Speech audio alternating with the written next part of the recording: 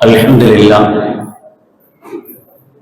لله نحمده ونستعينه ونستغفره ونعوذ بالله من شرور أنفسنا ومن سيئات أعمالنا من يهده الله فلا مضل له ومن يضلل فلا هادي له ونشهد أن لا إله إلا الله وحده لا شريك له ونشهد أن سيدنا ومولانا محمدا عبده ورسوله اللهم صل على سيدنا مولانا محمد طب القلوب ودوائها وعافية الأبدان وشفائها ونور الأبصار وضيائها وعلى آله وصحبه وسلم. أما بعد فقد قال الله تعالى في القرآن العظيم والفرقان المجيد: أعوذ بالله من الشيطان الرجيم، بسم الله الرحمن الرحيم. وأقيموا الصلاة وآتوا الزكاة واركعوا مع الراكعين.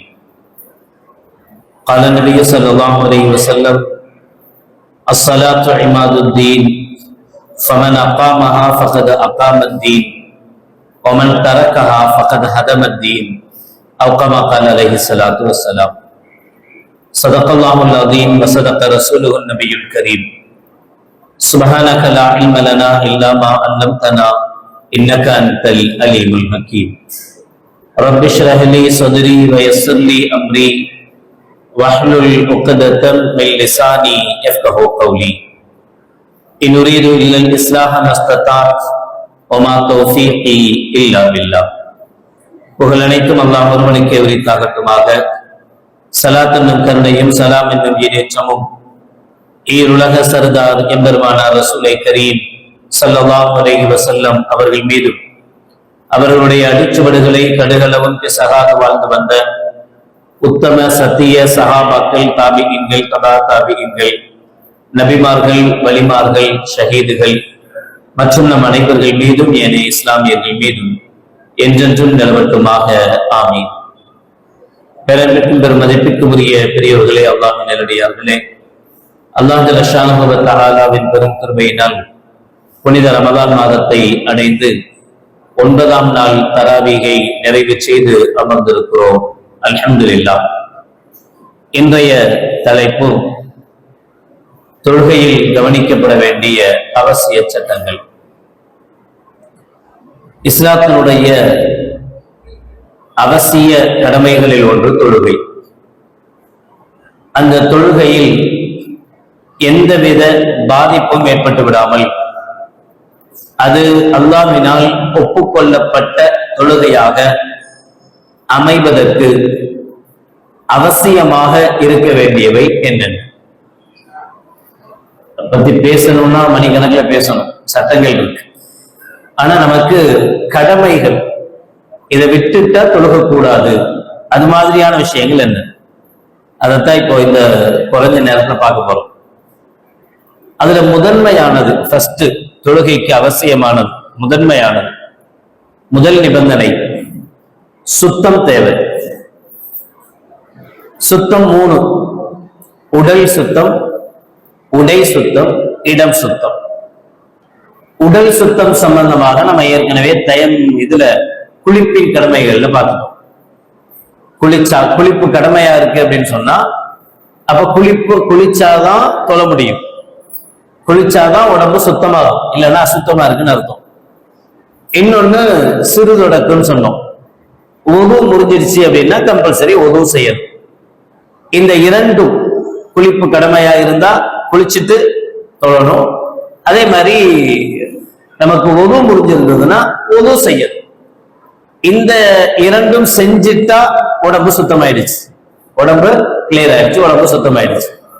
சரி, ஒது சம்பந்தப்பட்ட விஷயங்களை ஒதுவனுடைய விஷயத்துல பார்க்கலாம். அடுத்ததாக உடை சுத்தம், இடம் சுத்தம். நம்மளுடைய ஆடை, டிரெஸ் சுத்தமா இருக்கணும், உடை சுத்தமா இருக்கணும். உடை சுத்தத்துல உதாரணமா நம்ம வீட்டுல இருந்து கிளம்பி வந்துட்டு இருக்கோம் பள்ளிவாசலுக்குன்னு, வர்ற வழியில ஒரு நாய் மேல வந்து உரசிடுச்சு. சாதாரணமா நமக்கு ஏற்படுற விஷயம். நாய் வந்து 2 நாய் சண்டை பிடிச்சது, வந்து மேல வந்து விழுந்துச்சு, மேல உரசிடுச்சு. நம்முடைய பேண்ட்ல பட்டுடுச்சு, நம்மளுடைய லுங்கில பட்டுடுச்சு அப்படின்னா இதை மார்க்கம் நஜிஸாக கருதுகிறது. அதனுடைய உடம்பினுடைய பகுதி நம்ம உடல்ல நம்மளுடைய துணிகள்ல பட்டுடுச்சுன்னா அது இந்த நாயும் பன்றி இந்த ரெண்டும் ஐனுல் நஜிஸ் அப்படின்னா அதனுடைய எல்லா பாகமும் அசுத்தம். அது வாய் வச்சாலும் சரி, அதனுடைய எச்சில் பட்டாலும் சரி, அதனுடைய மேனி உரசனாலும் சரி, எல்லாமே நஜிஸ், எல்லாமே அசுத்தமானதுதான். வீட்டுல நாய் வளர்க்குறவங்களும் அப்படிதான். பப்பி வச்சுக்கிட்டு கொஞ்சி குழாவி முத்தம் கொடுத்து விசாரிச்சு கட்டி பிடிச்சி எல்லாம் பண்ணி முடிச்சுட்டு அதோட போயெல்லாம் தொழுவக்கூடாது. அப்படி செஞ்சோம்னு சொன்னா அதனால நம்மளோட உடம்பெல்லாம் அசுத்தமா, நம்மளோட ட்ரெஸ் எல்லாம் அசுத்தமாயிடுச்சுன்னு அர்த்தம். அப்புறம் அதை கொண்டு போய் கட்டி போட்டுட்டு அந்த ட்ரெஸ்ஸை மாத்தி வேற ட்ரெஸ்ஸை மாத்திட்டு தான் தொழுவ முடியுமே தவிர, இல்ல என் பப்பி ரொம்ப சுத்தமானது, என் பப்பியை நானாச்சும் குளிக்க மாட்டேன், அதெல்லாம் டெய்லி 3 தடவை குளிப்பாட்டுவேன் அப்படின்னு நீ குளிப்பாட்டமப்போ அது சுத்தமா இருக்கு, எப்படி வேணாலும் இருக்கட்டும், அது ஐனுன் நஜீஸ். அதனுடைய உடல் நம்முடைய துணியில் பட்டாலே நஜீஸ், முடிஞ்சு போச்சு. அது எவ்வளவு கடுமையான நஜீஸின் மார்க்கம் சொல்லுது அப்படின்னா, மற்ற அசுத்தங்கள்லாம் நம்மளுடைய உடல்லையோ நம்மளுடைய ஆடையிலையோ பட்டா அதை கழுகுனாலே போதும். ஆனா இந்த நாய் நம்மளுடைய மேல உரசிடுச்சு அப்படின்னா அதை 7 முறை கழுகணும். அதுல ஒரு முறை மண்ணால் கழுகப்படணும் அப்படின்னு ஸல்லல்லாஹு அலைஹி வஸல்லம் சொல்றாரு. 7 முறை கழுகப்படணும். ஒரு தடவை மண் இருக்கணும்னு சொல்றதுக்கு என்ன காரணம்னா, அந்த அளவுக்கு அது மோசமானது, அசுத்தமானது. இப்ப பொறுத்தவரை மண்ணை தேவையில்ல.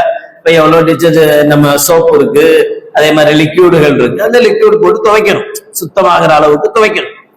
அப்ப அது அவ்வளவு அசுத்தமானது. அப்ப நம்ம வீட்டுல இருந்து கிளம்பி வர்றோம், நம்முடைய ட்ரெஸ்ல அது பட்டுடுச்சு அப்படின்னு சொன்னா வேற வழியே கிடையாது.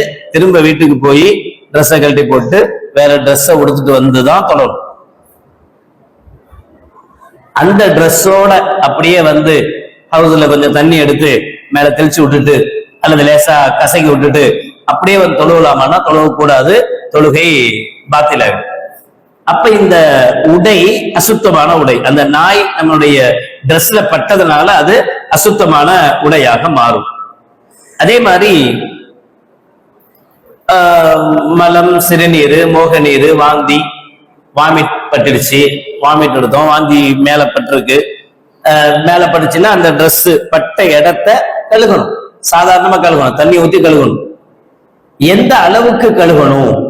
இப்போ உதாரணமா வாமிட்டு இல்ல பறவையினுடைய எச்சங்கள் வந்துட்டே இருந்தோம், ஒரு இடத்துல இருந்து பேசணும், மேலே காக்கா எச்சம் போட்டுடுச்சு. பள்ளிவாசல்ல புறாக்கள் பல இடங்கள்ல பல பள்ளிகள்ல புறாக்கள் இருக்கும்.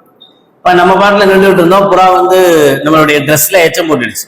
இது மாதிரி பறவைகளுடைய எச்சம் பட்டுடுச்சு. அல்லது நாம வாமிட் எடுத்தோம், வாமிட் எடுக்கும் போது தெரியாம நம்முடைய ஆடையில அதிகமா படுறதுக்கு வாய்ப்பு, லுங்கில படும், கீழே படும் போது தெரிக்கும், மேல தெரிக்கும் போது லுங்கில படலாம், ட்ரெஸ்ல படுறதுக்கு வாய்ப்பு இருக்கு. இப்படி வாமிட்டோ அல்லது பறவைகளுடைய எச்சில்களோ நம்மளுடைய ட்ரெஸ்ல ஆடையில பட்டுடுச்சு அப்படின்னு சொன்னா அதை கழுகணும். எப்படி கழுகணும்னா அதுக்கு 3 விஷயங்கள் அவசியம். ஒண்ணு, அதுக்குன்னு உள்ள ஒரு வாடை இருக்கும், ஸ்மெல் இருக்கும். 2வது, அதுக்குன்னு உள்ள டேஸ்ட் இருக்கும். அது என்ன நக்கியா பார்க்க முடியும்னு கேட்க கூடாது, அதுக்கு இருக்குல்ல, இருக்கும். அதே மாதிரி அதுக்குன்னு ஒரு நிறம் இருக்கும். 3 வாடை இருக்கு, அதாவது ஸ்மெல் இருக்கும், டேஸ்ட் இருக்கும், அதுக்கு நிறம் இருக்கும். இந்த 3 ஒவ்வொன்றுக்கு இருக்கும்.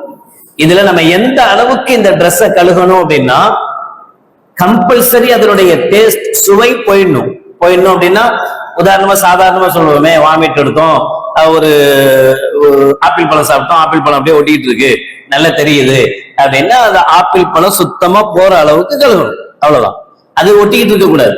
சாப்பாடு பட்டுச்சு, ஒரு சோறு பருக்கு அப்படியே இருக்கு, கழுகிட்டோம், கழுகின பின்னாடி ஒரு சோத்து பருக்கு இருக்கு அப்படின்னா அது கூடாது. அப்ப அந்த சுவை போற அளவுக்குன்னா அந்த திடமான பொருள், உதாரணமா பறவை எச்சம் போட்டுச்சுன்னு சொன்னா அந்த எச்சம் சுத்தமா போற அளவு கழுகணும், எச்சமே பாக்கி இருக்க கூடாது. கழுகின பின்னாடியும் அதனுடைய எச்சம் மிச்சம் இருக்கு அப்படின்னா துறவக்கூடாது. அப்ப அந்த பொருள் சுத்தமா போனாதான் சுவை போகும், அதனுடைய பொருள் சுத்தமா போயிடணும். 2வது, இந்த நிறம் அல்லது வாடை, இந்த 2ல கம்பல்சரி 1 போகணும். வாடை இருக்கக்கூடாது, நிறம் இருக்கு, நிறம் மோஸ்ட்லி போகாது. நீங்க காக்கையே எச்சம் போட்டுச்சுன்னு வச்சீங்களா, நம்ம கழுகுனா கூட அந்த இடத்துல மஞ்சள் கலர்ல அப்படியே ஒரு ரவுண்ட் தெரியும், ஒரு அசிங்கமா ஒரு ரவுண்ட் இருக்கும், அந்த நிறம் இருக்கும். இப்ப நிறமும் இருக்கு, வாடையும் இருக்கு, அதனுடைய ஸ்மெல்லும் அடிக்குது, நாட்டமும் அடிக்குது, அந்த இடம் ஸ்மெல்லும் அடிக்குது, அதனுடைய அடையாளமும் இருக்குன்னா இப்ப கூடாது. ரெண்டும் இருக்கக்கூடாது. 3 விஷயம் சொல்லியிருக்கேன், 3ல 1 கம்பல்சரி இருக்கக்கூடாது. சுவை அப்படிங்கிறது டேஸ்ட் கம்பல்சரி இருக்கக்கூடாது, ஃபுல்லா நீக்கணும். இன்னும் 2 என்னது? 1 வாடை, இன்னொன்னு நிறம். இந்த வாடை நிறம் 2ல ஏதாவது 1 இருந்தா பரவாயில்ல, கூடும். 2மே இருந்தா கூடாது. வாடையும் இருக்கு, அதனுடைய ஸ்மெல்லும் இருக்கு, அதனுடைய நிறமும் இருக்கு, 2மே இருந்தால் கூடாது. இந்த 2ல 1 போற அளவுக்கு கழுகணும், கழுகுனா தான் போகும். இப்போ பல பள்ளிவாசல்கள்ல நீங்க பாப்பீங்க, புறா அதிகமா புறாக்கள் இருக்கக்கூடிய பள்ளிகள் எவ்வளவு இருக்கு. அதுல இப்ப உள்பள்ளி பிரச்சனை இல்லை, ஓரளவு சுத்தமா வச்சிருப்பாங்க. அதே மொட்டை மாடி அல்லது மேல் பகுதி அப்படிங்கும் போது இப்ப ரமதான் டைம்ல எல்லாம் பள்ளிவாசல் நிறைஞ்சு வலியும், அல்ஹம்துலில்லாஹ், ரொம்ப சந்தோஷம். அப்படி ஆகும்போது மேல் மாடி தேவைப்படும். மேல் மாடி தேவைப்படும் போது என்ன ஆகும்னா, அங்க குருவி காக்கா இதெல்லாம் பறக்கிறதுனால அதனுடைய எச்சங்கள் போடும், அதனுடைய எச்சங்கள் இருக்கும், எல்லாமே இருக்கும். அப்ப அந்த எச்சம் போட்ட இடத்துல நீங்க ட்ரிப்ளிகேட் பள்ளியெல்லாம் போய் பாருங்க, வெளியில தொழுவாங்க, அங்கங்க விளையா இருக்கும், சுத்தமா புறாக்களுடைய எச்சம் காஞ்சு போய் இருக்கும். அப்ப அந்த சந்தர்ப்பங்கள்ல அது மாதிரி இடங்கள்ல நம்ம தொழுகிறதா இருந்தால் அந்த இடம் சுத்தமாகணும் அப்படின்னு சொன்னா அந்த பொருள் சுத்தமா போய் இந்த 2ல நிறம் அல்லது வாடை இதுல 1 கம்பல்சரி போயிருக்கணும். அதனுடைய வாடையும் இடத்துல இருக்கு, ட்ரெஸ்ஸுக்கு என்னவோ அதே தான் இடத்துக்கும் வாடையும் இருக்கு, அதனுடைய நிறமும் ஒயிட்டா இருக்கு அப்படின்னா அந்த இடத்துல தொழக்கூடாது. ரொம்ப உஷாரா கவனிக்கும். சரி, அடுத்து பரு கட்டி ஏதாச்சும் இருந்துச்சு, நம்ம தொழுதுட்டு இருக்கும் போது தன்னால உடஞ்சிருச்சு, சஜிதா பண்ணோம், இங்க இருந்தது ஒரு கட்டி, சஜிதா பண்ணோம், சஜிதா பண்ணும் போது அந்த கட்டி உடஞ்சிருச்சு, உடஞ்சி லேசா ஸ்ரீலோ அல்லது ரத்தமோ வெளியே வந்துருச்சு அப்படின்னா அந்த தானா கொஞ்சமா இருந்தா அதனால உதவ முடியாது, பிரச்சனை இல்லை. ஆனா நாமளா சும்மா இருக்காம தொழுதுட்டு இருக்கும் போது தேவையில்லாம இருந்த பருவையோ கட்டியோ எதையாவது ஒண்ணு வேணுக்கு நாமளே சுரண்டி நாமளே ரத்தத்தை வர வச்சா அசுத்தமாயிடும் உடம்பு. நாமளே இது பண்ணி சுரஞ்சி ரத்தத்தை வர வச்சோம்னு சொன்னா அதனால உதவும் முடியும், அதனால தொழுகையும் முடியும். தானா வந்தா பிரச்சனை இல்லை. கொசு இப்ப நம்ம சில இடங்கள்ல பார்ப்போம், கொசுவா இருக்கும், பயங்கரமா தொழுவே முடியாது, ஃபுல்லா கொசு நிக்கும், வெட்டி அங்க வெட்டி அங்க டங்கு டங்குன்னு அடிச்சா ஒரு 10-15 கொசு உடம்பு ஃபுல்லா ரத்தமா இருக்கும், அங்கங்க ட்ரெஸ்லயும் உடம்புலயும் அங்கங்க இருக்கு. இப்ப இது ரொம்ப கொசு, பயங்கரமான கொசு இருக்கு. அப்ப ஒரு 3 கொசு சில சமயங்கள்ல தானா அடிபடும், சில சமயத்துல நாமளா அடிப்போம், 2 இருக்கு அதுலயும். உதாரணத்துக்கு நம்ம சஜிதாக்கு போனோம், சஜிதாக்கு போற இடத்துல காலை வைக்கிற இடத்துல கரெக்டா ஒரு கொசு உட்கார்ந்துட்டு இருந்துச்சு, பத்தியா விட முடியும்னு சொல்லி நவஸ்னால அல்லாஹ் அக்பர் பேசாம போயிட்டோம். கொசுக்கு மேல காலை வச்சோம், கொசுக்கு நசுங்கிடுச்சு. கொசு நசுங்கின உடனே கம்பல்சரி ரத்தம் வரும், அந்த ரத்தம் நம்ம ட்ரெஸ்ல பட்டு இருக்கு அதோடைய தொழுவலாம், பிரச்சனை இல்லை. இப்ப நாம இங்க ஒரு கொசு இருந்துச்சு, இங்கே டக்குன்னு அடிச்சோம், நாம அடிச்சோம், அதுவா சாகல, நாம அடிச்சோம், அடிச்சதுல ரத்தம் வந்துடுச்சு. இப்ப இது குறைவாக இருந்தா மன்னிக்கப்படும். குறைவு ஜாஸ்தி அப்படிங்கறதெல்லாம் எப்படி கண்டுபிடிக்கிறது அப்படின்னா நம்ம இஷ்டம் தான், நம்ம தான் முடிவு பண்ணணும். இத கம்மி அப்படின்னு நினைச்சா ஓகே, பிரச்சனை இல்லை. இல்ல இல்ல ரத்தம் கொஞ்சம் ஜாஸ்தியா வந்துடுச்சு அப்படி நாம முடிவெடுத்தா அப்ப அந்த ட்ரெஸ்ஸை மாத்தணும், அதை தொழுவ கூடாது. ஒரு இடத்துல பயங்கரமான கொசு சுற்றி ஆரம்பம் இருக்கு, இதுல ஒரு 4 கொசு அடிச்சிட்டோம், இப்ப இது கம்மி. ஒரு இடத்துல கொசுவே இல்ல, யதார்த்தமா ஒரு கொசுவோ 2 கொசுவோ வந்துச்சு, அதை விட்டுட்டு போயிடலாம் பேசாம, அது பாட்டுல போயிட்டு போகுதுன்னு. நாம சும்மா இல்லாம வம்படிக்கு அந்த 1 கொசுவோ 2 கொசுவோ அடிச்சா அது அதிகம். புரியுதா? இடத்தை பொறுத்து நேரத்தை பொறுத்து இந்த கொஞ்சம் அதிகம்ங்கிறதுலாம் மாறுபடும். அப்ப நாமெல்லாம் அடிக்க கூடாது. மூட்டைப்பூச்சி அப்படின்னு போட்டிருக்காங்க, மூட்டைப்பூச்சிலாம் இப்ப மோஸ்ட்லி எந்த பள்ளியாசலையும் அதிகமா இருக்கிறது இல்ல, கொசு பிரச்சனைகள் இருக்கு. சரி, அதே மாதிரி சேறு சகதி இதான நேரங்கள்ல மழை பெய்யக்கூடிய காலங்கள்ல இது நமக்கு அதிகமா நடக்கும். வண்டியில வருவோம், எதிரில் போற வண்டி சேர் அடிச்சுட்டு போயிடுவான், இல்ல செப்பல் போட்டிருப்போம், அந்த செப்பல் பின்னாடி லுங்கி ஃபுல்லா டாட் டாட்டா ஒட்டிட்டு இருக்கும், சேர் ஒட்டிக்கிட்டு இருக்கும். அப்படின்னா இங்கேயும் அதேதான், குறைவாக இருக்கணும், நஜீஸா இருக்க கூடாது. வெறும் மழை தண்ணியினுடைய சேரு பிரச்சனை இல்லை, சும்மா கழுவி விட்டுட்டு தொழுதலாம். நஜீஸான தண்ணி, இப்போ இது உடஞ்சு என்னது ரோட்ல இருக்கு, செப்டிக் டேங்க் வீட்டுக்குள்ள இருக்கும், ட்ரைனேஜ் இருக்கு. ட்ரைனேஜ் சில சமயத்துல ஃபுல்லாகி தெரு ஃபுல்லா அசிங்கமா இருக்கு, நாம அதை தாண்டி தான் வரணும், நாம அதுல நடந்துதான் வர்றோம். நடந்து வரும்போது நம்முடைய செப்பல் என்ன செஞ்சிச்சு, பின்னாடி எல்லாம் ஆயிடுச்சு அப்படின்னு சொன்னா அதை கம்பல்சரி கழுகும், அது நஜீஸ். அந்த நஜீஸை கழுகும் போது நான் ஏற்கனவே 3 சொன்னேன்ல, 2 இருக்கக்கூடாது அப்படின்னு சொன்னேன். 1 கம்பல்சரி இருக்கக்கூடாது, அதனுடைய கருப்பு கலர் அந்த கருப்புல ஒட்டிட்டு இருக்கும்ல மண்ணோட சேர்ந்து, அதை கம்பல்சரி கழுகிடணும். அதனுடைய நிறம் அல்லது வாடை, இதுல 1 கம்பல்சரி போகணும், இதை கவனிக்கணும். சேரு சகதி அல்லது அது மாதிரி நஜீஸான விஷயங்கள் பட்டா. இப்ப இது மாதிரி உடம்புல உள்ள உடல் சுத்தம் முதல்ல, அடுத்த உடை, நம்மளுடைய ஆடை சுத்தமாக இருக்கணும், கிளியரா இருக்கணும். இதுல இன்னொன்னு ரொம்ப நம்ம கவனிக்காம விடுற விஷயம், பள்ளிவாசல் வந்தா பாத்ரூம் போவோம், பாத்ரூம் போயிட்டு உள்செய்ய வருவோம். பாத்ரூம் போகும்போது பாத்ரூம்ல அதிகமான பள்ளிவாசல்கள்ல ரொம்ப குறுகலான பாத்ரூம் தான் இருக்கும், விசாலமா இருக்காது. நம்ம போய் லுங்கியோ நம்முடைய ட்ரெஸ்ஸோ அதனுடைய சுவர்லையோ எங்கேயோ படுறதுக்கு உண்டான வாய்ப்புகள் அதிகமா இருக்கும். அது மாதிரி சந்தர்ப்பங்கள்ல, அது மாதிரி நேரங்கள்ல நம்முடைய ட்ரெஸ், நம்முடைய ஆடை அந்த அசுத்தமான இடங்கள், ஒருவேளை சைட்ல கூட யாரு கண்டா பசங்க போவாங்க, அது பாட்டு சல்லுன்னு அடிச்சு விட்டு வருவோம், யாரும் உள்ள போய் பார்த்துட்டா இருக்கோம்.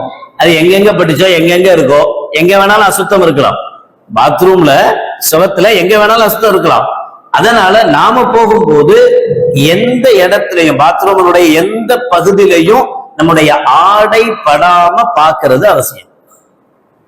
கம்பல்சரி நமக்கு தெரியுது ஒரு இடத்துல அசுத்தம் இருக்குன்னு, தெரிஞ்ச இடத்துல நம்முடைய ட்ரெஸ் பட்டுடுச்சு, அப்ப கம்பல்சரி கழுவணும். தெரியல, ஆனா நம்மளுடைய ட்ரெஸ் பட்டுச்சு, அந்த சைட்ல படுது, தெரியுது நமக்கே, ஆனா அது அசுத்தம் இருக்கிற மாதிரி தெரியல அப்படின்னா கழுவிக்கிறது நல்லது, ஆனாலும் போடும், பிரச்சனை இல்லை. ஆனா இதை ஏன் நான் திரும்ப சொல்றேன்னா, பல இடங்கள்ல இந்த விஷயத்துல நமக்கு ஒரு அசால்ட் இருக்கும், இத பெருசா நினைக்க மாட்டோம், இதுல என்ன இருக்கு அப்படின்ற மாதிரி நினைப்போம். உப்பு கவனிக்கணும், நம்முடைய ட்ரெஸ் சுத்தமா இருக்கணும், ஆடை சுத்தமா இருக்கணும், அதனால படக்கூடாது. அதனாலதான் பாத்ரூம் போனா, ஒண்ணுக்கு போனா ஸல்லல்லாஹு அலைஹி வஸல்லம் வழிமுறைகள் இருக்கு. யூரின் போயிட்டு உடனே எண்ணிக்க கூடாது, யூரின் போய் முடிஞ்ச உடனே கணைக்கணும்னு சொல்ற ஸல்லல்லாஹு அலைஹி வஸல்லம் செஞ்சு காட்டியிருக்காங்க. அப்படின்னு கணைக்கணும். கணைக்கும் போது என்ன ஆகும் அப்படின்னா, நம்ம யூரின் போன பிறகு ஏதாவது சில டிராப்ஸுகள் உள்ள இருந்தா அது கொஞ்சம் வெளியே வந்துடும். சாதாரணமா அவசரத்துக்கு போய் அடிச்சு விட்டு ஓடி வரோம்ல, இப்படி போனோமா உடனே ஓடி வருது, அப்படி ஓடி வரும்போது என்ன ஆகும் அப்படின்னா, நம்ம கழுகிட்டு வருவோம், கழுகிடுவோம், யூரின் போயாச்சு, போன பிறகு கழுகிட்டோம், கழுகின பிறகுதான் வருவோம். ஆனா அந்த 2 ஸ்டெப் வைக்கிறதுக்குள்ள 1 டிராப்போ 2 டிராப்போ ட்ரெஸ்ல போட்டுரும். அதனால யூரின் போகும்போது உஷாரா நிதானமா இருந்து கணைச்சி முழுவதும் வெளியாயிடுச்சுன்ற ஒரு நிம்மதி கிடைச்ச பிறகு, அதுக்கு பிறகு சுத்தமா கழுகி, கழுகுற தண்ணி நம்முடைய ட்ரெஸ்ல படாம, பேண்ட் போட்டு போறது பெரிய கஷ்டம் தான், கழுகுற தண்ணி நம்மளுடைய ஆடைகள்ல படாம, ஏன்னா நஜீஸ கழுகுற தண்ணி, அந்த தண்ணி ட்ரெஸ்ல பட்டா அதுவும் நஜீஸ் தான். யூரின் போயிட்டு கழுகுறோம், கழுகுற தண்ணி பேண்ட்ல படுது, கழுகுற தண்ணி ஜட்டில படுது அப்படின்னா, அது கழுகுற தண்ணி நஜீஸ் தானே, நஜீஸான இடத்த தானே கழுவுறோம், அந்த தண்ணி நஜீஸ் ஆயிடும், அசுத்தமாயிடும். அந்த தண்ணி பட்டா ட்ரெஸ் அசுத்தமாகும், ஜட்டி அசுத்தமாயிடும். ஜட்டி அசுத்தமாயிட்டா அதோட தொழுவ முடியுமா? ஜட்டி கழட்டி போட்டு வாங்கன்னு சொல்லணும். அப்புறம் பாத்ரூம்ல இப்ப எல்லாம் பீடி சீரட் துண்டு தான் கிடக்குது, இனி ஜட்டியா கிடக்க ஆரம்பிக்கும். அப்ப அது மாதிரி விஷயத்துல நிதானமா இருந்து கவனிச்சு செய்யணும்ன்றத ஞாபகம் வைக்கணும். உடை. அப்புறம் 3வது இடம் சுத்தம். இடம் சுத்தத்தை பொறுத்தவரை ரொம்ப முக்கியம். அல்ஹம்துலில்லாஹ் அது ஓரளவு எல்லா பள்ளிவாசல்கள்ல தொழுவும் போது இந்த பிரச்சனைகள் வராது. நம்முடைய வீட்டுல தொழுகிறதா இருந்தா பிள்ளைகளுடைய நடமாட்டம், சின்ன பிள்ளைங்க எல்லாம் இருக்கும், எங்க பாத்ரூம் போகுதுன்னு தெரியாது. அதனாலதான் ஒவ்வொரு வீட்லயும் தொழுகைக்கு ஒரு இடம் ஒதுக்கப்படணும், ஒரு இடம் இருக்கணும். தொழுகைக்குன்னு அந்த இடத்துல நம்ம எவ்வளவு சின்ன வீடா இருந்தாலும் சரி, அந்த சின்ன வீட்டுல ஒரு இடம் தொழுகைக்குன்னு ஒதுக்கணும். அந்த இடத்துல சின்ன பிள்ளைங்களை போகவோ பாத்ரூம் அதுக்கோ இதுக்கு விளையாடுறதுக்கோ அனுமதிக்க கூடாது. மற்ற இடங்கள் ஃபுல்லா போகணும் வரணும். அந்த இடத்துல அசுத்தம் இல்லாம பாத்துக்கிட்டோம்னா அந்த இடத்துல தொழுகிறது வசதி இல்ல அப்படின்னா அந்த இடம் சுத்தமா இருக்கான்னு கன்ஃபார்ம் பண்ணிட்டு இல்ல தொடர்ச்சி கிடைச்சி விட்டுட்டு அதுக்கப்புறம் என்ன செய்யணும், முசல்லாவை போட்டு தொழுக முயற்சி பண்ணணும். இந்த 3 விஷயங்கள் ரொம்ப முக்கியம். அப்புறம் இப்ப தஹாரத் ஒரே ஒரு விஷயம் முடிஞ்சிருக்கு. இது கம்பல்சரி. சுத்தத்துல 3 இருக்கு. உடல் சுத்தம், உடை சுத்தம், இடம் சுத்தம். இந்த 3ல ஏதாவது ஒரு பாதிப்பு ஏற்பட்டால் தொழுக கூடாது, கம்பல்சரி கூடாது. 2வது சித்ருல் அவுரா, அவுரத்தை மறைத்தல். ஆணை பொறுத்தவரை தொப்புள்ள இருந்து முட்டிக்கால் வரைக்கும் கண்டிப்பாக மறைக்கப்பட வேண்டிய பகுதி. அதுக்காக பனியன் போடாம வரணும்னு அவசியம் இல்லை, போடணும் கண்டிப்பா. இது இல்லைன்னா இதுல ஏதாவது இடம் தெரிஞ்சதுன்னா இதாயிடும், பாத்திலாயிடும். ஒதுவும் முறையும் தொழுகையும் முறையும். ஆனா சொல்றாங்க ஒரு உறுப்பினுடைய 4ல ஒரு பகுதி, 4ல ஒரு பகுதி, ஒரு ருக்குன், தொழுகையினுடைய ருக்குன்கள் அவசியமா நிலை நிற்கிறது. ஒரு ருக்குன், ருக்கு ஒரு கடமை, சஜிதா ஒரு கடமை, இப்படி இருக்குல்ல. இந்த ஒரு ருக்குன் அளவு உதாரணமா இப்படி வச்சுக்கீங்க. ருக்கு எவ்வளவு நேரம் செய்வோம்? அல்லது அதீம் வரைக்கும் ஒரு 3 தஸ்பீ சொல்ற அளவுக்கு. இந்த நேரம் வரைக்கும் இந்த தொப்புள்ள இருந்து முட்டி வரைக்கும் உண்டான இடத்துல 3ல ஒரு பகுதி 4ல ஒரு பகுதி இடம் இவ்வளவு நேரத்துக்கு ஓப்பனா திறந்திருந்தால் தொழுகை முடிஞ்சிடும்.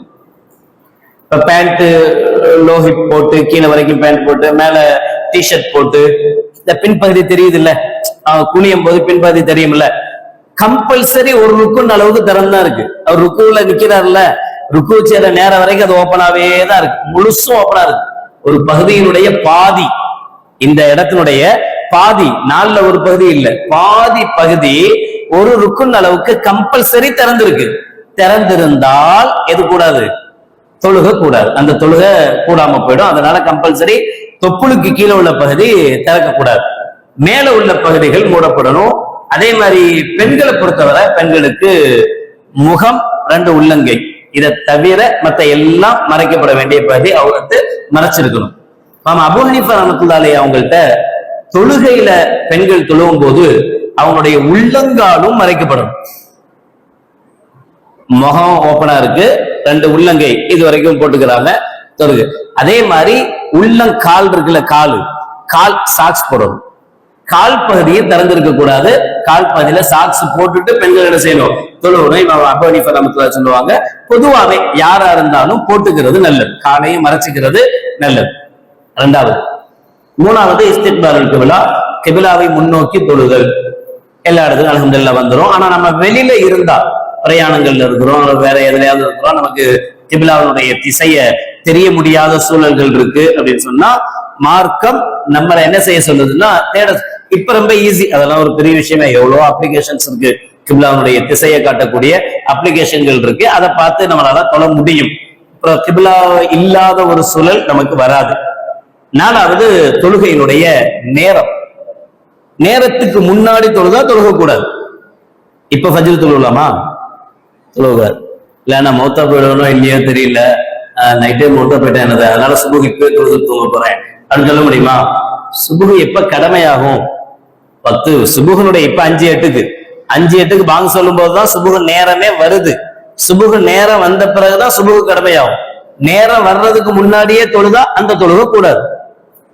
நேரம் வருவதற்கு முன்னாடியே ஒரு தொழுகையை தொழுதா அந்த நேரம், அதனுடைய பல விளக்கங்கள் இருக்கு. ஆனா பெருசா அது நமக்கு தேவைப்படாது. ஏன்னா இந்த காலத்தை பொறுத்தவரை சர்வசாதாரணமா டைமிங் வந்துருச்சு. எவ்வளவு அப்ளிகேஷன், ஜமாத்துல்லவா கூட இப்போ வே டு மஸ்ஜித் அப்படின்னு ஒரு ஆப், ஒரு அப்ளிகேஷன் ஒண்ணு வெளியிட்டு இருக்காங்க. எல்லா பள்ளிவாசல்ல கிட்டத்தட்ட தமிழகத்தினுடைய எல்லா பள்ளிவாசலுடைய லொகேஷனோட எங்க போனாலும் பக்கத்துல எங்க பள்ளின்னு கண்டுபிடிச்சிடலாம். லொகேஷனோட ஒவ்வொரு டைம் மாறும் போதும் அங்கேயும் டைம் மாறிடும். இதெல்லாம் ரொம்ப இலகுவா போச்சு. இந்த காலத்துல பெரிய கஷ்டம் கிடையாது. அப்ப வக்து கவனிக்கப்படணும். வக்துக்கு முன்னாடி என்ன செஞ்சிடக்கூடாது? தொழுதுடக்கூடாது. இந்த 4 விஷயங்கள் சுத்தம், அவுரத்தை மானத்தை மறைக்கிறது, கிபிலாவை முன்னோக்குவது, தொழுகையினுடைய நேரம் அறிதல், அறிந்து தொழுவது. இந்த 4 தொழுகைக்கு முன்னாடி உள்ள தயாரிப்புல உள்ள கடமைகள். தொழுகைக்கு முன்னாடி உள்ள தயாரிப்பான கடமைகள். அடுத்து தொழுகைக்கு உள்ள அல்லாஹ் அக்பர் தக்பீர் கட்ட போனா அப்புறம் அங்க நிய்யத் ஒண்ணு இருக்கு, தக்பீர் தஹ்ரீமா ஒண்ணு இருக்கு, 2. ஃபர்ஸ்ட் நிய்யத்து செய்யணும், நம்ம என்ன தொழுக போறோம் அதை பத்தி நான் ஏற்கனவே கொஞ்சம் தெளிவாவே பேசிட்டேன். கம்பல்சரி நிய்யத்து இருக்கணும். 2வது தக்பீர தஹ்ரீமா, அல்லாஹ் அக்பர்னு கட்டக்கூடிய முதல் தக்பீர், இதுவும் கடமை தக்பீர். 2வது அதுக்கு அடுத்து அல் கியாம், அதெல்லாம் மோஸ்ட்லி செஞ்சிருவோம். யாரும் தக்பீர் கட்டாம தொழுக போறோம், எல்லாம் தக்பீர் கட்டிட்டு, அது பிரச்சனை இல்லை. மாலிக் இமாம்கிட்ட தக்பீர் கட்டுறது கையை கீழே விடுறது. நீங்க காபாலாம் சில டைம்ல பார்த்திருப்பாங்க, அல்லாஹ் அக்பர் தக்பீர் விட்டுருவாங்க, விட்டுட்டு நிப்பாங்க, ருக்கு செய்யும்போது ருக்குவுக்கு போவாங்க. அவங்களுக்கு தக்பீர் அப்படின்னா கெட்டுறதுன்னு அர்த்தம் அல்ல, அந்த அல்லாஹு அக்பர்னு தொழுகைக்கு போறதுக்காக முதல் தக்பீர் சொல்றோம்ல, அதுக்கு பேர் தான் தக்பீர் தஹ்ரீமா, முதல் தக்பீர். இந்த முதல் தக்பீர் கடமை எல்லாத்துடையுமே. 2வது கியாம், நிக்கிற நிலை, நிற்பது, நின்றுதான் தொழுவோம். அப்ப உட்கார்ந்து தொழுகிறவங்க எல்லாம் என்ன, ஃபர்தான தொழுகையை பொறுத்தவரை ஃபர்தான தொழுகையில கியாம் யாருக்கு நிக்க முடியுமோ அவங்க உட்கார்ந்து தொழுதா தொழுக கூடாது. சேர்ல எல்லாம் உட்கார்ந்து தொழுகிறவங்க ரொம்ப உஷாரா இருக்கணும். சேர்ல எப்ப உட்கார்ந்து, நமக்கு ஏன் அதிகபட்சமா ஏன் சேர்ல உட்காருறாங்க, கீழே உட்கார்ந்தா எந்திக்க முடியாதுன்னு உட்காருறாங்க. அதிகமா சேர்ல உட்கார்ந்து தொழுகிறவங்களுக்கு என்ன ரீசன் இருக்கும் அப்படின்னா, கீழே உட்கார்ந்தா எந்திக்க முடியாது, சஜிதா கீழே போக முடியாது, திரும்ப எந்திக்க முடியாது, அதுதான் காரணமா இருக்கும். அதுக்கு மார்க்கம் சேர்ல உட்கார்ந்து தொழுவ சொல்லல, கீழே உட்கார்ந்து தொழுவோம். 4 ரக்காத்தையும் உட்கார்ந்து தொழுது முடிச்சுக்கலாம், எப்ப எந்திக்கணுமோ அப்ப எந்திரிச்சிக்கலாம், ஒன்னும் தப்பு கிடையாது. கீழே தான் உட்கார்ந்து தொழுவணும். கீழே உட்கார்ந்து தொழுகும் போதுதான் சஜிதாவுக்கு என்ன செய்வோம், கீழே அழகா போறக்கூடிய வாய்ப்புகள் கிடைக்கும். அப்ப நிக்கிறதுக்கு ஒருவருக்கு சக்தி இருந்தால், நிக்குவதற்கு சக்தி இருந்து அவர் உட்கார்ந்து தொழுதா அவருடைய தொழுகையே கூடாது. அப்போ உட்கார்ந்து தொழுவும் போது ஃபர்ஸ்ட் அல்லாஹ் அக்பர் தக்பீர் நின்றுணும். நமக்கு என்ன பிரச்சனை, கீழே போனா வெளியே வர முடியாதுன்னு பிரச்சனை. அப்புறம் அல்லாஹ் அக்பர் ருக்குக்கு போகும்போது ருக்கு செய்யணும், சமீஅ அல்லாஹ் லிமன் ஹமிதா சொல்லிடணும். சஜிதாவுக்கு அல்லாஹ் அக்பர் சொல்லும் போது நம்மளால போக முடியல அப்படின்னா சேர்ல உட்கார்ந்துக்கிட்டு எந்த அளவு குனிய முடியுமோ அந்த அளவு குனியணும். இப்படி உட்கார்ந்துட்டு சஜிதா செய்வது அல்லாஹ் அக்பர் அல்லாஹ் அக்பர் அல்லாஹ் அக்பர். தொழுகை இதுக்கு பேசாம சும்மா இருக்கலாம், தொழ வேண்டிய அவசியமே இல்லை. எந்த அளவு குனிய முடியுமோ நம்மளால, என்னால என்னுடைய முட்டிக்கால தாண்டி என்னால குனிய முடியும் அப்படின்னு இருந்தா அந்த அளவு குனியணும். அந்த அளவு குனியாம சும்மா லேசா முதுகே வளையாம வலிக்காம சும்மா அப்படி குனிஞ்சி சும்மா எந்திரிச்சா தொழுகையே கூடாது, பாத்திலாயிடும். சர்வ சாதாரணமா போச்சு இப்பெல்லாம் சேர்ல உட்கார்ந்து தொழுகிறதுங்கிறது, அது ஒரு இதாகி போச்சு.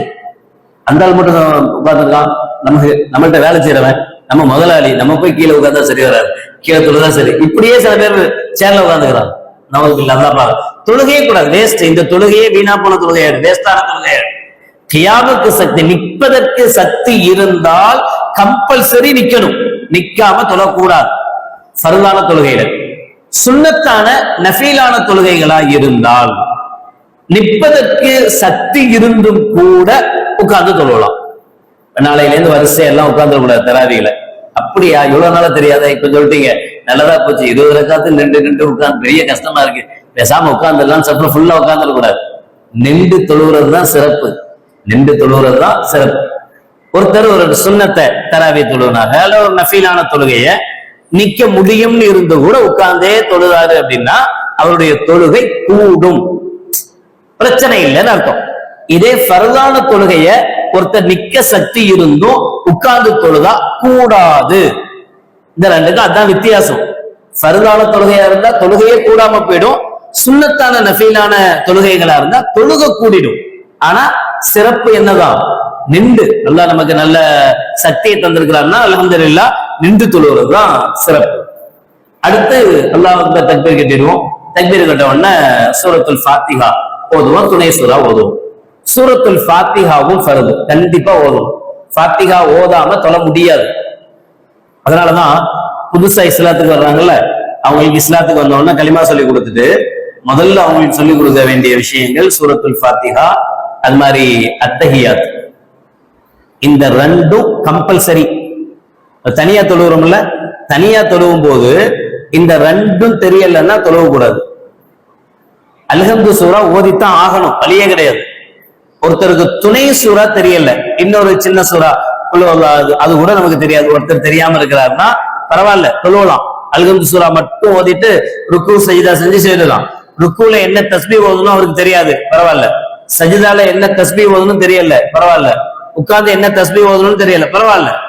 ஆனா அத்தஹியாத்து ஸல்லல்லாஹு அலைஹி வஸல்லம் மேல ஸலவாத், இந்த மூணு சூரத்துல் ஃபாத்திஹா, அத்தஹியாத்து, ரசூலுல்லாஹ் மேல ஸலவாத், இந்த மூணு கம்பல்சரி தெரியணும். அதனாலதான் ஒரு இஸ்லாத்துக்கு வந்தா இந்த மூணை முதல்ல கற்றுக் கொடுப்போம். இப்ப நமக்கு சூரத்துல் ஃபாத்திஹா தெரியுது, தெரியாம இல்ல. எப்படி தெரியுது? அதுல ஒரு பிரச்சனை இருக்கு. சூரத்துல் ஃபாத்திஹா அப்படிங்கிறது அல்ஹம்துலில்லாஹி ரப்பில் ஆலமீன் இருக்கு, அத வலல்லாலீன் வரைக்கும் ஓதணும். எப்படி ஓதணும்னா கூடுமான அளவு எப்படி கூடுமோ அப்படி ஓதணும். நம்ம இஷ்டத்துக்கு ஓதக்கூடாது. அல்ஹம்துலில்லாஹி ரப்பில் ஆலமீன் அர்ரஹ்மான் நிர்ரஹீம் மாலிகி யௌமி தீன், இதெல்லாம் கூடாது, இப்படி ஓதக்கூடாது. இன்னும் எந்த அளவுக்குன்னா ஷத்து இருக்கிற இடத்துல ஷத்து கரெக்டா வரணும், ஷத்து இல்லாத இடத்துல ஷத்து செஞ்சிடக்கூடாது. அல்ஹம்துலில்லாஹி லில்லாஹி ரப்பில் ஆலமீன் அர்ரஹ்மான் நிர்ரஹீம், அர்ரஹ்மான்லயும் ஷத்து இருக்கு, நிர்ரஹீம்லயும் ஷத்து இருக்கு. ஒருத்தர் அல்ஹம்துலில்லாஹி ரப்பில் ஆலமீன் அர்ரஹ்மானிர் ரஹீம் அப்படின்னு ஓதுனா தொழுகக்கூடாது. நான் ஏன் சொல்றேன் புரியுதா?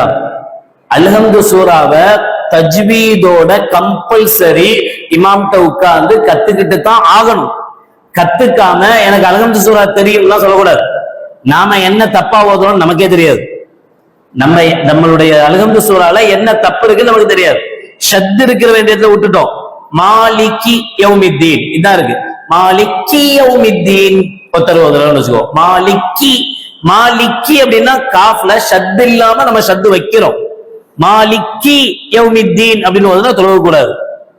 அப்ப இந்த 7 ஆயத்து இருக்குல்ல சூரத்துல் ஃபாத்திஹால 7 ஆயத், ஒவ்வொரு முஃமினும் ஒவ்வொரு முஸ்லிமும் கம்பல்சரி குறைஞ்சபட்சம் சூரத்துல் ஃபாத்திஹாவையாவது தஜ்வீதோட கத்துக்கணும். கத்துக்கல அப்படின்னா நம்முடைய தொழுகை கூடாமல் போவதற்கு வாய்ப்பு இருக்கு. அதனால சூரத்துல் ஃபாத்திஹா கம்பல்சரி, எப்படி ஓதணுமோ முறைப்படி அப்படி ஓதணும். அதுக்கப்புறம் துணை சூரா ஓதுவோம். அதுக்கு பிறகு ருக்கு, இதுவும் கடமை. அப்புறம் இஅ்திதால் சமி அல்லாஹு லிமன் ஹமீதா சொல்லி எந்திக்கிறோம்ல, இதுவும் கடமை. அப்புறம் 2 சஜிதா, அதுவும் கடமை. 2 சஜிதாவுக்கு மத்தியில உட்கார்றது, இது எல்லாத்திலையுமே துமஅ்னீனான்னு சொல்லுவாங்க, அமைதியா செய்யறது. அமைதியானா அல்லாஹு அக்பர் தக்பீர் கேட்டா அல்ஹம்து ஸல்லல்லாஹு ஓதிட்டாங்க. அல்லாஹு அக்பர் ருக்குவுக்கு போனா தஸ்பீஹ் சொல்லிட்டோம். சமி அல்லாஹு லிமன் ஹமீதா, அல்லாஹு அக்பர், கேப்பே இல்ல. சமி அல்லாஹு லிமன் ஹமீதா ரப்பனா லக்கல் ஹம்து, கொஞ்சமாவது நிக்கணும் இல்ல. சமி அல்லாஹு லிமன் ஹமீதான்னு சொன்ன உடனே அப்படியே போயிடுறது அல்லாஹு அக்பர். அது மாதிரி சஜிதாவிலையும் அப்படிதான். ஃபர்ஸ்ட் சஜிதா முடிச்சிட்டோம், அல்லாஹு அக்பர் எந்திரிச்சு கொஞ்சம் உட்காரணும், கொஞ்சம் ஒரு சில செகண்டாவது உட்காரணும், அப்புறம் அல்லாஹு அக்பர் போகணும். அது இல்லாம ஒரு சஜிதா முடிஞ்சு அல்லாஹு அக்பர் அல்லாஹு அக்பர். இப்ப இந்த துமானி அமைதி இல்ல, அமைதி வராம போயிடும். இந்த அமைதி இல்லைன்னாலும் தொழுக கூடாது. இது இல்லைன்னாலும் இது விடுபட்டு போனாலும் தொழுக கூடாம போயிடும். இப்ப இந்த விஷயங்கள் நிக்கிறது, ருக்கு, சமி அல்லாஹு லிமன் ஹமீதா, 2 சஜிதா, அப்புறம் 2 சஜிதாக்கு இடையில உட்கார்றது, அத்தஹியாத், இவை எல்லாமே கடமை, ஃபர்து, கண்டிப்பா இருக்கணும். இதுல ஏதாவது ஒண்ணு விடுபட்டு போனா மிஸ் ஆயிடுச்சு. அது எப்படி மிஸ் ஆகும்? அல்லாஹ் அக்பர் அல்ஹம்துலில்லாஹி ரப்பில் ஆலமீன் எல்லாம் ஓதிட்டு தான் இருக்கும். பொதுவாகவே நம்முடைய வணக்கம் வழக்கமா இருக்கும். அது நம்மளை விட்டுட்டா போதும், தொழுவோம். தொழுவும் போது சனா ஆட்டோமேட்டிக்கா வந்துடும், ஃபாத்திஹா ஆட்டோமேட்டிக்கா வந்துடும், அத்தஹியாத் ஆட்டோமேட்டிக்கா வந்துடும், குனூத் ஆட்டோமேட்டிக்கா, எல்லாமே நின்றா ஆட்டோமேட்டிக்கா வந்துட்டே இருக்கும். தனியா கூப்பிட்டு எங்க குனூத் ஓதுங்க அப்படின்னா அது அத்தஹியாத்து யோசிப்போம், வராது. இது என்னன்னா பழகிடுச்சு, நமக்கு என்ன பழகிடுச்சு. ஒருத்தர் அல்லாஹ் அக்பர் தக்பீர் கேட்டு அல்ஹம்து சூரா ஓதுனாரு, அப்புறம் துணை சூரா ஓதிட்டாரு. ஓதும் போதெல்லாம் ஞாபகம் எங்கேயோ இருந்தது. ருக்குவுக்கு அல்லாஹ் அக்பர் போனோம், ருக்குவுக்கு போகாம பேசாம சஜிதாவுக்கு போயிட்டாரு. அல்லாஹ் அக்பர் ருக்குவுக்கு போகாம சஜிதாவுக்கு போன பிறகுதான் யோசனை, ஐயோ ருக்குவுக்கே போகாம நேரம் சஜிதாக்கு வந்துட்டோமே அப்படின்னு சிந்தனை வருதுன்னா இப்ப தொழுக கூடாது. ஏன்? 2 ஃபர்த விட்டுட்டார். ருக்குவும் செய்யல, சமயல்லாலும் இல்லைதா, ஏத்திதாலும் இல்ல. 2 ஃபர்த விட்டு ஒரு ஃபர்து விடுபட்டு போனாலும் தொழுக கூடாது. தொழுகையில ஃபர்த கண்டிப்பா தெரிஞ்சுக்கணும். இவைகள் நம்ம சொன்ன எல்லாமே ஃபர்து, கடமை. இதுல ஏதாவது ஒண்ணு விடுபட்டு போனா இதுக்கு சஜிதா சஹு செஞ்செல்லாம் நிவர்த்தி செய்ய முடியாது. தொழுகையே கூடாது. சரி, தொழுக கூடாதுன்னா என்ன பண்றது? இப்ப உதாரணமா அல்லாஹ் அக்பர் தக்பீர் கேட்டுட்டு நம்ம சஜிதாவுக்காக நேர போனோம், ருக்குவை தாண்டல, முடிஞ்சோம், அல்லாஹ் அக்பர் போயிட்டோம். ருக்கு கிட்ட போகும்போதே ஞாபகம் வந்துச்சு, அடடா சஜிதா கிட்ட போறோம், இல்ல அந்த ருக்கு போலன்னு டக்குன்னு அப்படியே அல்லாஹ் அக்பர் முட்டில கை வச்சு நின்ட்டோம். சஜிதாக்கு தான் போகணும்னு அல்லாஹ் அக்பர் கீழே போனோம். போகும்போதே ஞாபகம் வந்துடுச்சு, ஆஹா ருக்குவுக்கு போகாம சஜிதாக்கு போறோம் அப்படின்னு ஞாபகம் வந்துச்சு. ருக்குவுக்கு முன்னாடியே டக்குன்னு கை வச்சு அப்படியே நின்றுட்டா ஒண்ணுமே தேவையில்லை, பிரச்சனையே இல்லை. அப்படியே ருக்கு செஞ்சுட்டு சமயல்லாலும் சொல்லிட்டு சஜிதாக்கு போயிடலாம். ருக்குனுடைய ஸ்டேஜ தாண்டி போயிட்டோம், சஜிதாக்கு ஃபுல்லா போல, கீழே வரைக்கும் போல, ஆனா ருக்குனுடைய ஸ்டேஜ தாண்டிட்டோம். ருக்கு செய்யறதுக்கு எந்த அளவு கரெக்டா முதுகு வர்ற மாதிரி குனிறோம்ல, இந்த குனிற அளவை விட கீழே போயிட்டோம். கீழே ஆனா சஜிதாக்கு போல. கீழே போன பிறகு நமக்கு ஞாபகம் வருது, ஆனா நான் ருக்கு செய்யாம சஜிதாக்கு வந்துட்டோமே அப்படின்னு ஞாபகம் வந்தா இப்ப சஜிதா வரைக்கும் ருக்குவை தாண்டிட்டதுனால தொழுக பாத்தில். சரி, பாத்தில் ஆனா என்ன பண்றது? அப்படியே விட்டு போட்டு திரும்ப அல்லாஹ் அக்பர் தக்பீர் கட்டலாமா? செய்யக்கூடாது. அந்த சஜிதாக்கு போய் உட்கார்ந்து அடுத்த சஜிதா போய் அத்தஹியாத்துல உட்கார்ந்து சலாம் கொடுக்கணும். முறைப்படி தொழுகையை முடிக்கணும். முடிச்சாலும் இந்த தொழுகை கூடாது. தூக்கி ஓரமா வச்சுட்டு அப்புறம் திரும்ப நம்ம என்ன செய்யணுமோ அதை தொழுகணும். பாதிலே இப்ப நோன்பு நமக்கு மிஸ் ஆயிடுச்சு, என்ன செய்யறோம்? நோன்பு திறக்கிற வரைக்கும் நோன்பு மாதிரியே இருக்கணும்னு சொல்றோம்ல. சரி, நோன்பு மாதிரியே இருந்தா அது நோம்பாயிடுமா? நோம்பாகாது. சரி, நோம்பாதான் ஆகாத பின்ன எதுக்கு நோன்பு மாதிரி இருக்கணும்? அதுதான் முறை, அந்த நோன்புக்கு கொடுக்குற மரியாதை. அது மாதிரி தொழுக இடையிலே நமக்கு மிஸ் ஆயிடுச்சு, முடிஞ்சு போச்சு, அப்ப இடையிலே அப்படியே விட்டுட்டு போயிடலாமா? விடக்கூடாது. அதுக்கு பிறகு எப்படி முடிக்கணுமோ அப்படி முடிக்கணும். அதுக்காக நமக்கு ஃபர்ஸ்ட் ரக்காத்துல தப்பு வந்துருச்சு, இது மாதிரி நடந்துருச்சு, தொழுகையை முடிக்கிறதா இருந்தா 2 ரக்காத்து வேணுமே அப்படின்னு திரும்ப இன்னொரு ரக்காத்து, அப்படி இல்லை, அது தேவையில்லை. ஒரே ரக்காத்துலயே அதுலயே அத்தஹியாத்துல உட்கார்ந்து அத்தஹியாத் ஓதி தொழுகையை முடிக்கிற மாதிரி முடிச்சுட்டு நம்ம என்ன செஞ்சுக்கலாம்? திரும்ப அந்த தொழுகைய திருப்பி தொழுவோம். இதே மாதிரி ஒவ்வொரு இப்போ இன்னொரு விஷயம், இமாமத்துல சேரும் போது சில விஷயங்கள் கண்டிப்பா தெரியணும். இப்ப இமாமத்துல நம்ம அல்லாஹ் தக்பீர் கட்டி இமாம் தொழுதுட்டு இருக்கிறாங்க, நம்ம உள்ள வர்றோம். உள்ள வந்து ருக்குல இருக்கிறார், நாம உள்ள வர்றோம். நம்ம அல்லாஹு அக்பர் தக்பீர் கட்டி ருக்குவுக்கு போகணும். நேரடியா அல்லாஹ் அக்பர் ருக்குவுக்கு போயிடக்கூடாது. ஆனா அல்லாஹ் அக்பர் தக்பீர் கட்டிட்டு சனாவோ அல்லது ஷாஃபியாக்கள் வஜ்ஜஹத்தோ ஒரு தேவையில்லை. அல்லாஹ் அக்பர் தக்பீர் கட்டி 1 செகண்டாவது நிக்கணும். அல்லாஹ் அக்பர் அல்லாஹ் அக்பர் எஞ்சில போறாரு அப்படின்னு ஓடக்கூடாது. 1 செகண்டாவது நிக்கிறதுக்கு டைம் வேணும். அல்லாஹ் அக்பர் தக்பீர் கட்டி 1 செகண்டாவது நின்று திரும்ப அல்லாஹ் அக்பர் போகணும். நம்ம ருக்குவுக்கு அல்லாஹு அக்பர்னு போயிட்டோம், போன வரைக்கும் இமாமும் ருக்குவுல தான் இருந்தார். நம்ம அல்லாஹ் அக்பர் ருக்குவுக்கு போன பிறகுதான் அவர் சமிஅல்லாஹு லிமன் ஹமிதான்னு எந்திக்கிறாரு. அப்படின்னா நமக்கு அந்த ரக்காத்து கிடைச்சிருச்சு, அந்த ரக்காத்து திருப்பி தொழுக தேவையில்லை. ஆனா நம்ம தக்பீர் கட்டிட்டு அல்லாஹ் அக்பர் ருக்குவுக்கு போறதுக்கு முன்னாடியே இமாமு சமிஅல்லாஹ் அப்படின்ட்டாருன்னா நமக்கு அந்த ரக்காத்து கிடைக்காது. ரக்காத்து கிடைக்காதுன்னா அப்ப தேவையில்லாம எதுக்கு ருக்கு செய்யணும், பேசாம எந்திரிச்சிடலாம் அப்படின்னா எழுதிக்க கூடாது. ருக்கு வர போயிட்டோம்ல, போனதுக்கு ருக்குல தஸ்பீகாத்துகள் ஓதலனாலும் பரவாயில்ல, ஒரு சில செகண்ட் தாமதிக்க நிக்கணும். நின்று அப்புறம் இமாமோட சமிஅல்லாஹு லிமன் ஹமிதா அப்படின்னு வந்துருவோம். அப்புறம் அந்த ரக்காத்தை தொழுதுருவோம். ஆனா இந்த ரக்காத்து கணக்குல வராது. ஃபர்ஸ்ட் ரக்காத்துல இது மாதிரி நடந்துச்சுன்னா இமாம் சலாம் கொடுத்த பிறகு நம்ம அந்த 1 ரக்காத்தை திரும்ப எந்திரிச்சு தொழுவோம். அப்ப அந்த 1 ரக்காத்து நமக்கு கிடைக்கணும் அப்படின்னா நம்ம ருக்குல ஜாயிண்ட் ஆயிருக்கணும். அந்த ருக்குவும் நாமும் இமாமும் சேரணும். நாம ருக்குவுக்கு போனோம், அவர் சமிஅல்லாஹு லிமன் ஹமிதா, சரி முன்னாடி நிக்கிறோம், தெரியும் ருக்கு சமிஅல்லாஹு லிமன் ஹமிதா எந்திரிச்சிட்டாரா இல்லையா இதெல்லாம் தெரியும். நம்ம பின்னாடி நிக்கிறோம், ஃபர்ஸ்ட் மார்க்ல நிக்கிறோம்னு வச்சுக்கோங்க, இமாமு கண்ணுக்கே தெரியல, இமாம் என்ன பண்றாருன்னு நமக்கு தெரியாது. இப்ப நம்ம ருக்குல வந்து ஜாயின் பண்ண போறோம். ஜாயின் பண்ணும் போது இமாம் எந்திக்கிறாரா இல்லையான்னு தெரியாது. ஆனா எதை வச்சு கண்டுபிடிக்க முடியும்? சமிஅல்லாஹு லிமன் ஹமிதா சொல்லுவார்ல, சமீன்டா வேலை முடிஞ்சு போச்சு. அவர் எந்திச்சாரா எந்திக்கலையா தேவையில்லை. அவர் ருக்குல இருந்து சமியம் அப்படின்றாருன்னா ஆஹா எந்திரிச்சிட்டாரு. இந்த சமியா அப்படி சொன்ன பிறகுதான் நம்ம உள்ள வந்தோம், ருக்குல போய் நிக்க போறோம் அப்படின்னா இந்த ரக்காத்து நமக்கு கிடைக்கலன்னு அர்த்தம். நம்ம போய் நின்றுட்டோம், நின்று ஒரு செகண்ட் ஆயிடுச்சு, தஸ்பீக் ஓதல, நின்று ஒரு செகண்ட் ஆயிடுச்சு, அப்புறம் தான் இமாம் சமி அல்லாஹ் அப்படின்னு ஆரம்பிக்கிறாருன்னா பிரச்சனை இல்லை. இமாமத் செய்யறது ஒன்றும் சாதாரண வேலைதான் கிடையாது. ஆமா, இப்ப எவன் வேணாலும் இமாமத் செய்யலாம் சொல்றாங்க. லாயிலா இல்லல்லாஹ் முஹம்மது சொல்ற கலிமத்துல போலாம், உண்மைதான். அதனுடைய ஒண்ணுமே தெரிய வேணாமா? அதனாலதான் இமாம்கள் ருக்குல இருந்து சமி அல்லாஹ் லிமன் ஹமிதா சொல்றது போது எந்திச்சிட்டு சமி அல்லாஹ் லிமன் ஹமிதா சொல்லக்கூடாது. ருக்குல இருந்து எந்திக்கும் போது, ருக்குல இருந்து எந்திக்கும் போது சமி அல்லாஹ் சீன் வரணும், சமி அல்லாஹ் லிமன் ஹமிதா சொல்லிதான் எந்திக்கணும். எந்திச்ச பின்னாடி சமி அல்லாஹ், சில இடங்கள்ல நடக்குது, அல்லாஹ் பாதுகாக்கட்டும், சில பேர் அப்படி தெரியாம கூட செய்வாங்க. இங்க சில பேர் பாருங்க ருக்குல இருந்து எந்திச்சிடுவாங்க, நல்ல சமி அல்லாஹு லிமன் அப்ப சொல்லுவாங்க. இப்ப என்ன ஆகும் அப்படின்னா, இந்த இமாம கவனிக்காம இருக்கிறவரு அவர் இப்பதான் சமி அல்லாஹ் லிமன் ஹமிதாக எந்திக்கிறாரு நினைச்சுக்கிட்டு அவர் என்ன பண்ணுவாரு, அந்த ரக்காத்து நமக்கு கூடிடுச்சுன்னு நினைச்சிருவாரு. ஆனா அந்த தொழுகையை அவருக்கு கூடாம போயிருக்கும். புரியுதா? அப்ப எப்ப இமாமும் அதை கவனமா செய்யணும். சீனை சொல்லும் போதே சமி அல்லாஹ் லிமன் ஹமிதா சொல்லும் போதுதான், அவர் ருக்குல இருந்து எந்திக்கும் போதே சமி அல்லாஹ் லிமன் ஹமிதா சொல்லணும். சொன்னாதான் அந்த ரக்காத்து அவருக்கு கிடைக்கும். பிறகு அதுக்கு பின்னாடி அதே மாதிரி ஒவ்வொரு நிலையிலையும் இமாம தாண்டக்கூடாது. ஒவ்வொன்றிலையும் எதுலையுமே தக்பீர்ல இருந்து ஸ்டார்ட் ஆகி சலாம் கொடுக்கிற வரைக்கும் எதுலையுமே இமாம முந்தி நாம செய்யக்கூடாது, எதுலையுமே செய்யக்கூடாது. ஏன்னா ஸல்லல்லாஹு அலைஹி வஸல்லம் சொல்லுவாங்க, யார் இமாமை முந்தி தொழுவாரோ அவருடைய நாளை, அவருடைய முகம் கழுதையினுடைய முகமாக எழுப்பப்படும் ஸல்லல்லாஹு அலைஹி வஸல்லம் இருக்கிறார். அது ஒரு பக்கம், தொழுகையும் கூடாது.